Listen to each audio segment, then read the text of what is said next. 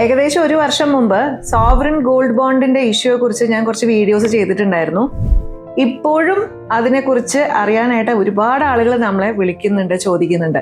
അപ്പോൾ എനിക്ക് പറയാനുള്ളത് എന്താ വെച്ചാലേ, കഷ്ടകാലത്തിന് കഴിഞ്ഞ ഫെബ്രുവരി 2024 ശേഷം സെൻട്രൽ ഗവൺമെന്റ് ഒരു ബോണ്ട് ഇഷ്യൂ പോലും നടത്തിയിട്ടില്ല എന്നുള്ളതാണ്.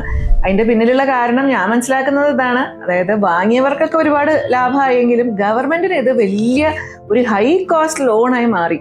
അതുകൊണ്ട് തന്നെ എനിക്ക് വലിയൊരു പ്രതീക്ഷയില്ല, അടുത്ത് വരും എന്നുള്ളൊരു പ്രതീക്ഷയില്ല.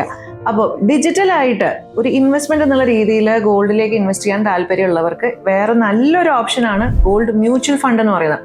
അപ്പോൾ നിങ്ങൾക്ക് ഫിസിക്കലായിട്ട് ഹോൾഡ് ചെയ്യാനോ കളഞ്ഞു പോകുന്നുള്ളൊരു റിസ്ക് ഇല്ല.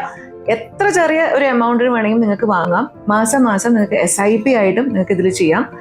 നിങ്ങൾ നോക്കുകയാണെങ്കിൽ ഏകദേശം ഫിസിക്കൽ ഗോൾഡിന്റെ റിട്ടേൺസ് നിങ്ങൾക്ക് ഈ മ്യൂച്വൽ ഫണ്ട്സിലും കിട്ടിയിട്ടുണ്ട്.